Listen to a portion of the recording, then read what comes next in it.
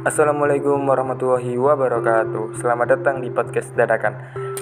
Perkenalkan, nama saya Syiful Qulub, mahasiswa prodi Sosiologi Fakultas Ilmu Sosial dan Ilmu Budaya Universitas Trunojoyo Madura.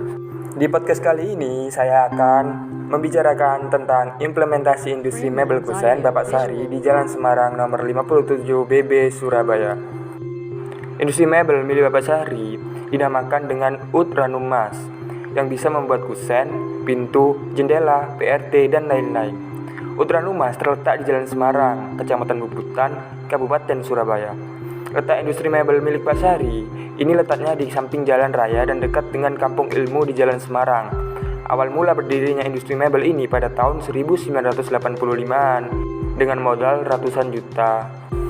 Utranumas memiliki pegawai yang dipekerjakan oleh Pak Sari sebanyak 4 orang. Industri Pak Sari sudah cukup besar karena telah didistribusikan ke berbagai wilayah, tidak hanya di Surabaya saja, bahkan ada yang luar pulau seperti NTT, Papua, Kalimantan, dan Bali. Proses pendistribusiannya itu bahannya dibuat dari sini, lalu dipacking dan dikirim ke ekspedisi. Utranumas sebelum pandemi omset pemasarannya normal, tetapi pada masa pandemi dan setelahnya omset Utranumas menurun.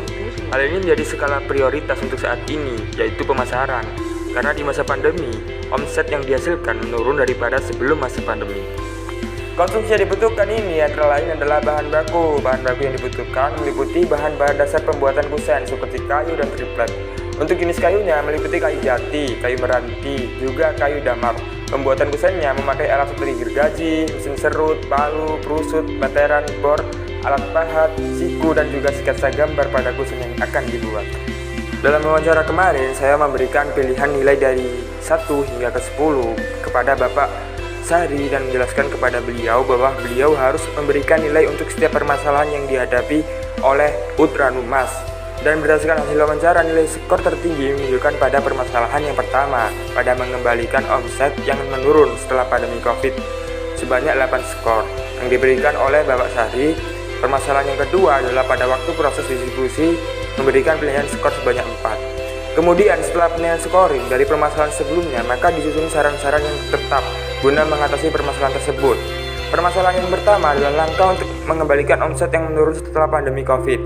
Cara mengatasinya dapat dilakukan dengan cara memperluas relasi pembeli dengan mengenalkan hasil-hasil kusen lalu dipasarkan di marketplace untuk menambah daya tarik pembeli.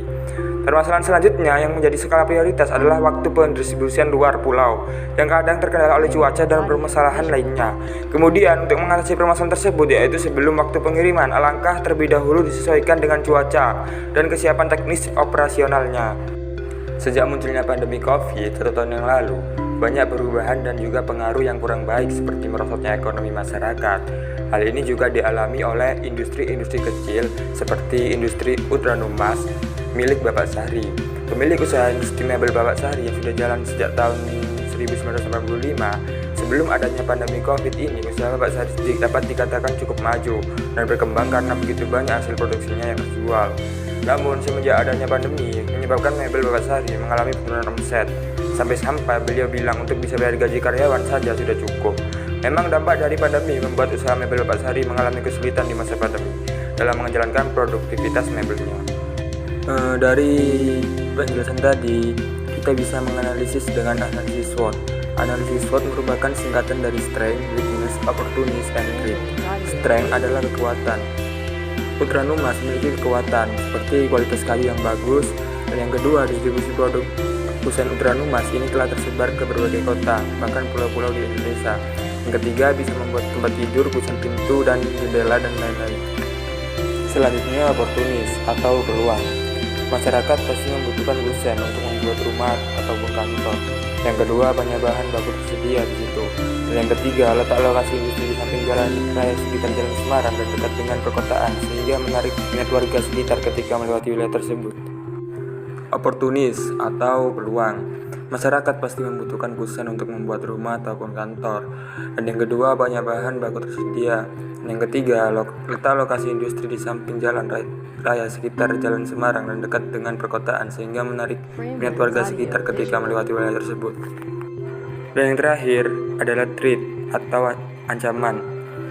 Persaingan ketat antara para produksi kusen satu dengan yang lainnya. mungkin merupakan suatu ancaman bagi putramu, Mas.